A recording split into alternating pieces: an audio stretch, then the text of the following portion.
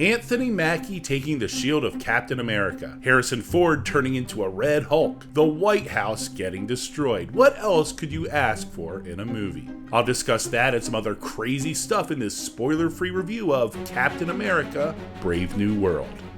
The mantle of Captain America has been passed down to Sam Wilson, but establishing a name for himself will be a long road, one that may include teaming up with President Thaddeus Ross, who has not earned the trust of those closest to Sam. When an assassination attempt is made on the president, relationships with several nations are severed. So, Sam goes on a mission to discover who is to blame, but he can't do it alone. He will need the help of others to make sure an international crisis is averted. I may not be the most passionate comic movie fan, but I was cautiously optimistic about this one. However, this is the first time that I've experienced secondhand embarrassment watching the actors and actresses portraying our beloved superheroes. My first impression was, Anthony Mackie looks pretty doggone cool as Captain America, but once the story began, filled with lengthy expositions like most Marvel movies in recent years, I honestly was looking at these actors and they just felt like they were cosplaying. I've never felt like that before. Each line delivered felt forced, each scene felt blatantly staged, and each character looked, I don't know how else to describe it, dorky. The fast-paced rhythm of the movie and the political undercurrent can't distract from how clunky the script is and how blandly choreographed the action is.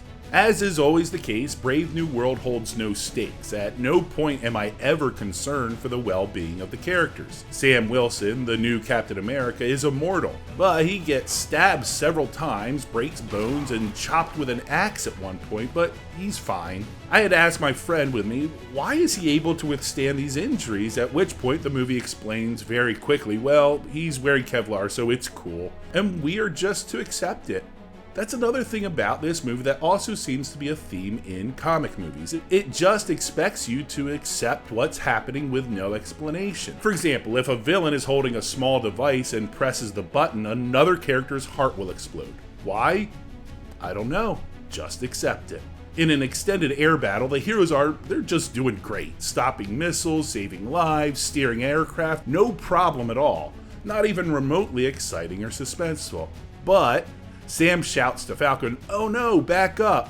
So now we know Falcon is going down, and sure enough, a moment later, he's in trouble. But it is completely projected, so obvious it's as if I had seen the movie before. And speaking of projected, there's a cameo later in the film that is clearly designed to bring the house down, but I, someone who isn't even fully invested, knew immediately when and who it was going to be. So again, feeling like I had already watched this movie. Not to mention, there's one cameo where it seems pretty obvious the actress didn't even want to show up, but they somehow convinced her. My guess is money. Now, I don't want to be completely negative, so I asked my friend who went to the screening with me and who is a legit comic book and comic movie connoisseur, I asked for his opinion. And this is what he sent me. I'm going to read this to make sure I get it right. I felt like while I like the other Captain America movies more, Anthony Mackie did a great job taking the reins. I appreciate his de-escalation approach that was prevalent in The Falcon and the Winter Soldier, that's a TV show, while also being able to fight when necessary. It was also nice for me to see storylines from way back in the first phase finally get wrapped up. The problem is, Marvel outdid themselves with the Infinity Saga, and it's really tough for viewers to be satisfied with a good movie when they've been given epic culminations before. I wish they did more than service to the comic fans, but at least they did include references to other movies and shows within the MCU franchise.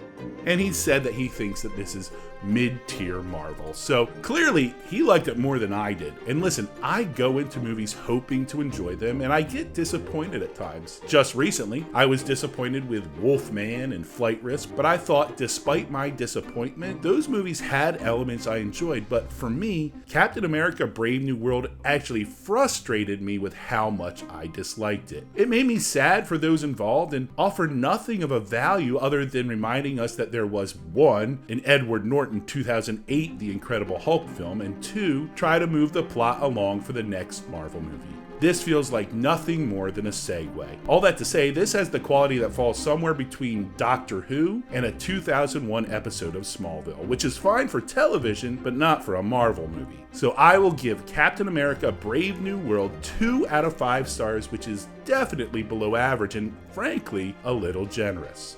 Now, let me say, I don't think Anthony Mackie or Harrison Ford are at fault here. They are both committed to their roles, but they are handcuffed by the forgettable script. Also, could someone please cast Giancarlo Stanton in a role that isn't a new iteration of Gus from Breaking Bad? This dude was a character called Buggin' Out in Do the Right Thing, for heaven's sake. I know I'm being harsh, and it's probably because I want these movies to have the magic of some of those earlier films, but it's appearing more and more likely that that will never happen, so it stays. What do you think of the new Captain America? Am I being too rough? Let me know in the comments below. If you enjoyed this review, please take a moment to like this video, subscribe to this channel, and ring the notification bell so you never miss any of my future content. Also, you can check out some of my other videos by clicking on one of these boxes.